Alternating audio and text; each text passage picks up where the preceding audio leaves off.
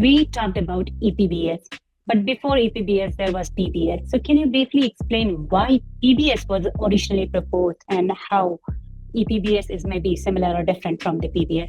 There's many reasons why PBS was adopted, and PBS actually predates any discussions about MEV in itself. There are many attributions that a validator does today that were designed pre the beacon chain, and then they were enlarged at the merge, that are all given to the same entity. And these duties reflect different tasks for which different resources might be needed. To be more precise, a validator today attests for what the head of the chain is.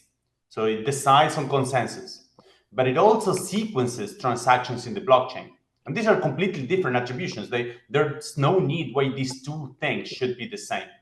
It might also check for censorship in the future. It might also help with censorship in the future by having inclusion lists and these things. But this, and again, this attribution might be the same leader that we have today, the proposer, or might not.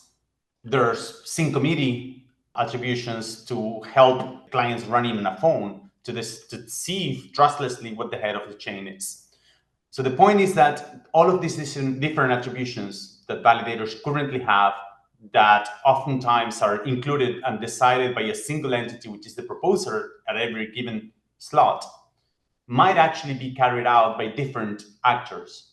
And these actors, therefore, we can require them to have different resources. So that's the first thing. So this is more like the general concept of APS, for example, or other concepts that are around that came even before the merge. Now, what happens? In the roadmap, one of the things that we expect, and this is nothing to do with MEV or not, is that the hardware requirements to produce a full block with all of the proofs that we need once we go stateless, it's going to be very hard to keep this currently hard requirement that we have, that validators should be able to run on a Raspberry Pi or on a very cheap consumer hardware.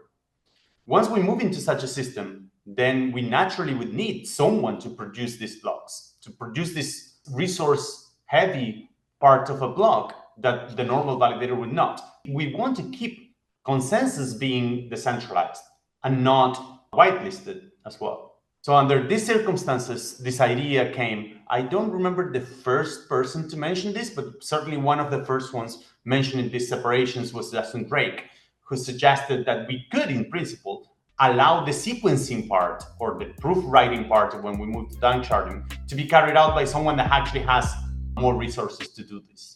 And then PBS was born because of this.